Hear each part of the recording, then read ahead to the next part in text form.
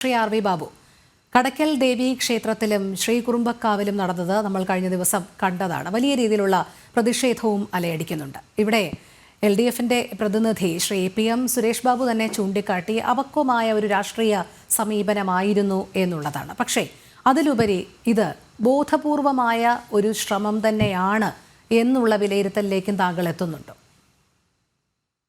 ഇത് അപക്വമായ നിഷ്കളങ്കമായ ഒരു തീരുമാനമായിട്ട് നടപടിയായിട്ട് കാണാൻ നിവൃത്തിയില്ല. ശ്രീ സുരേഷ് ബാബു അദ്ദേഹത്തിന്റെ സംസാരത്തിൽ സൂചിപ്പിച്ച പോലെ ക്ഷേത്രങ്ങളിൽ കയറിപ്പറ്റുക എന്നത് ഒരു രാഷ്ട്രീയ തീരുമാനത്തിന്റെ ഭാഗമായിട്ട് മാർക്സിസ്റ്റ് പാർട്ടി നടപ്പാക്കിക്കൊണ്ടിരിക്കുന്നതാണ്.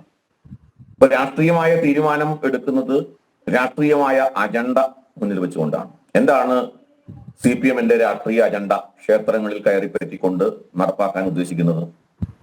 അതിന്റെ ഒരു ഏറ്റവും ഒടുവിലത്തെ അവർ നടപ്പാക്കാൻ ആഗ്രഹിക്കുന്നത് എന്താണോ അതിന്റെ ഒടുവിലത്തെ ഉദാഹരണമാണ് കടയ്ക്കാവൂർ ക്ഷേത്രത്തിലെ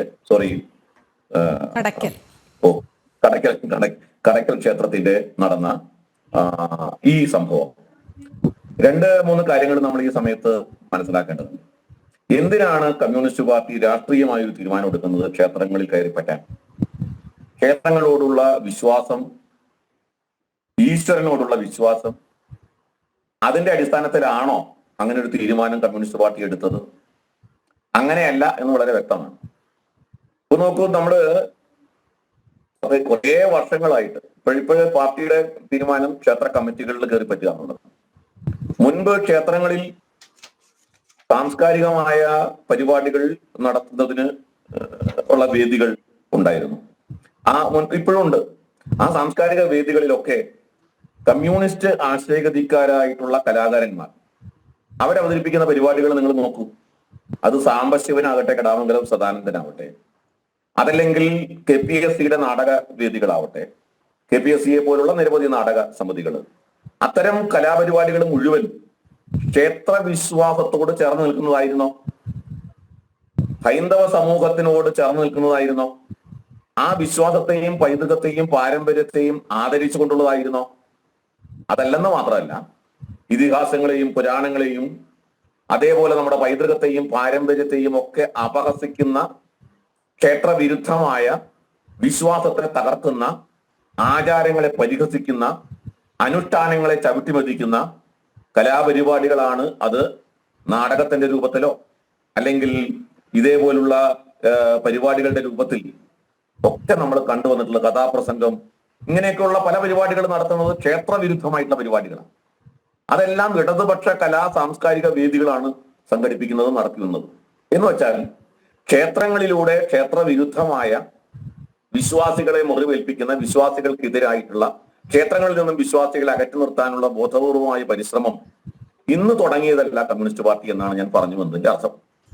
ഇപ്പോ കമ്മ്യൂണിസ്റ്റ് പാർട്ടി അതൊന്നും വിജയിക്കാതെ വന്നപ്പോൾ ജനങ്ങൾ കൂടുതൽ ക്ഷേത്രങ്ങളിലേക്ക് വരികയും ക്ഷേത്ര ആരാധനയോട് അവർ ആഭിമുഖ്യം പുലർത്തുകയും ചെയ്യുന്നത് കാണുമ്പോൾ പിന്നെ എന്താണ് കമ്മ്യൂണിസ്റ്റ് പാർട്ടിക്ക് അതിനുള്ള വഴി എന്ന് ചിന്തിക്കുമ്പോഴാണ് അകത്തു നിന്ന് ക്ഷേത്രത്തെ തകർക്കാൻ നോക്കുക എന്നുള്ളത്.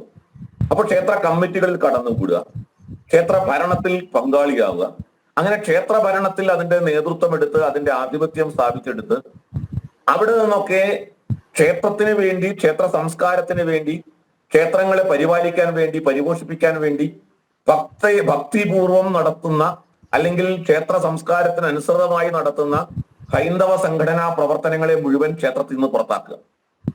പല സംഘടനകൾക്കും അവിടെ പ്രവർത്തനമില്ല.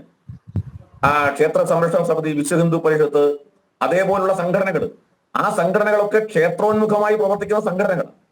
ആ സംഘടനകളുടെ പ്രവർത്തനത്തെ അടക്കം ബാലഗോകുലം പോലുള്ള പ്രവർത്തനം, ശ്രീകൃഷ്ണ ജയന്തി ആഘോഷത്തിന് സമാപനം കുറിക്കുന്ന തരത്തിൽ ശ്രീകൃഷ്ണ ജയന്തി ആഘോഷത്തിന്റെ പരിപാടി പോലും നടത്താൻ ക്ഷേത്രാങ്കണങ്ങൾ വിട്ടുകൊടുക്കാൻ പാടില്ല എന്ന തീരുമാനം ഉണ്ടായി. ഇതെല്ലാം എന്തിനു വേണ്ടിയിട്ടായിരുന്നു? അപ്പൊ ഇതിലൂടെ ക്ഷേത്രത്തിന്റെ ഭരണം പിടിച്ചെടുത്ത് ക്ഷേത്രോന്മുഖമായി നടക്കുന്ന, ക്ഷേത്ര സംസ്കാരത്തിന് അനുയോജ്യമായി നടക്കുന്ന പരിപാടികളെ അവസാനിപ്പിക്കുക. പിന്നെയോ ക്ഷേത്ര സംസ്കാരത്തിനും അതേപോലെ ഹൈന്ദവ പാരമ്പര്യത്തിനും അതിന്റെ പൈതൃകത്തിനും ചേർന്ന നിറമാണ് സാധാരണഗതിയിൽ കാവി. അതുകൊണ്ടാണ് നമ്മുടെ സന്യാസിമാര് കാവി ധരിക്കുന്നത്. നമ്മുടെ ഹൈന്ദവ സംസ്കാരത്തിനോട് ചേർന്ന് നിൽക്കുന്ന നിറമാണെന്നുള്ളത് കൊണ്ടാണ്. ആ കാവ്യാണ് ക്ഷേത്രങ്ങളിൽ കെട്ടുക. തോരണങ്ങളായിട്ട് ഉപയോഗിക്കുക. പക്ഷെ കാവി നിറത്തിലുള്ള തോരണങ്ങൾ കെട്ടാൻ പാടില്ല എന്ന നിലപാട് ദേവസ്വം ബോർഡ് എടുത്തു. അപ്പോ കാവി മുതലായിട്ടുള്ള ഹൈന്ദവ സംസ്കാരത്തോട് ചേർന്ന് നിൽക്കുന്ന കാവി കാണുമ്പോൾ അത് RSSന്റേതാണെന്ന് തിട്ടൂരം കൊടുക്കുകയാണ്. നമ്മുടെ ദേശീയ പതാകയിലുള്ള നിറമാണ് ഈ പറയുന്നത്. അപ്പൊ കാവി എന്നുള്ളതിനെ ക്ഷേത്രത്തിൽ നിന്ന് അടിച്ചു പുറത്താക്കി, ക്ഷേത്ര സംഘടനകളെ പുറത്താക്കി, പരിപൂർണമായും കമ്മ്യൂണിസ്റ്റ് പാർട്ടിയുടെ ആധിപത്യത്തിലേക്ക് ക്ഷേത്രം കൊണ്ടുവരിക. പാർട്ടിയുടെ അജണ്ടയ്ക്കനുസരിച്ച് ക്ഷേത്രങ്ങളുടെ പരിപാടികളിൽ മാറ്റം വരുന്നു.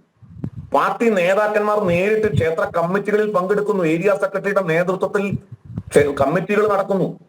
എന്തെല്ലാം പരിപാടികൾ ക്ഷേത്രത്തിന്റെ ഉത്സവമായിട്ട് സംഘടിപ്പിക്കണം എന്ന് അവർ തീരുമാനിക്കുന്നു. പാർട്ടി നേതാക്കന്മാര് സാംസ്കാരിക സമ്മേളനത്തിനുള്ള പേരിൽ വന്ന് പ്രസംഗിക്കുന്നു. ക്ഷേത്ര വിരുദ്ധമായ, നിരീശ്വരവാദപരമായ, ഈശ്വര വിശ്വാസത്തിനെതിരായ, സനാതന ധർമ്മത്തെ അപഹസിക്കുന്ന തരത്തിലുള്ള പരിപാടികൾ ക്ഷേത്രത്തിന് വേദിയാകുന്നു.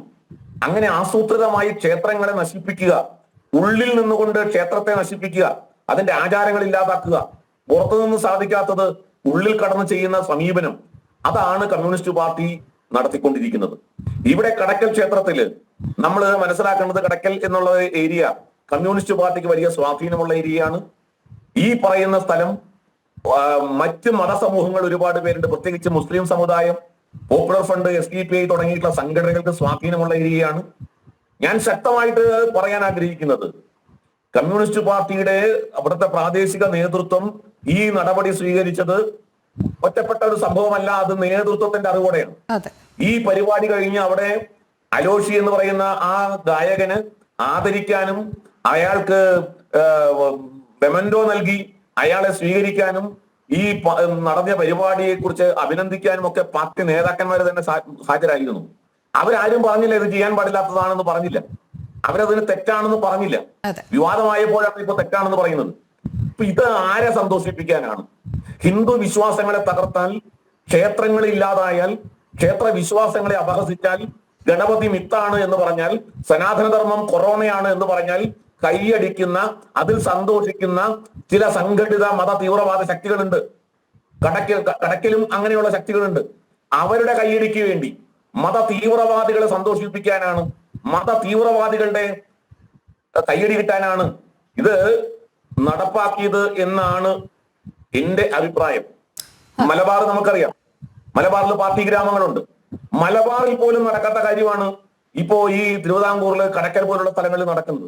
ദേവസ്വം ബോർഡിനോട് നമുക്ക് ചോദിക്കാനുള്ളത്, ഇത്തരം ഒരു ഏറ്റവും തെറ്റായ, ക്ഷേത്ര വിരുദ്ധമായ ഒരു നടപടി നടന്നിട്ട് 48 മണിക്കൂർ കഴിഞ്ഞു, അല്ലെങ്കിൽ 3 ദിവസങ്ങൾ പിന്നിട്ടു. ആ ക്ഷേത്ര കമ്മിറ്റിക്കെതിരെ ദേവസ്വം ബോർഡ് എന്ത് നിലപാടെടുത്തു? ആ ക്ഷേത്ര കമ്മിറ്റി പിരിച്ചുവിടണ്ടേ? ആ ക്ഷേത്ര ഭരണസമിതി പിരിച്ചുവിടാനുള്ള എന്തുകൊണ്ടാണ് ഇത്ര വൈകുന്നത്?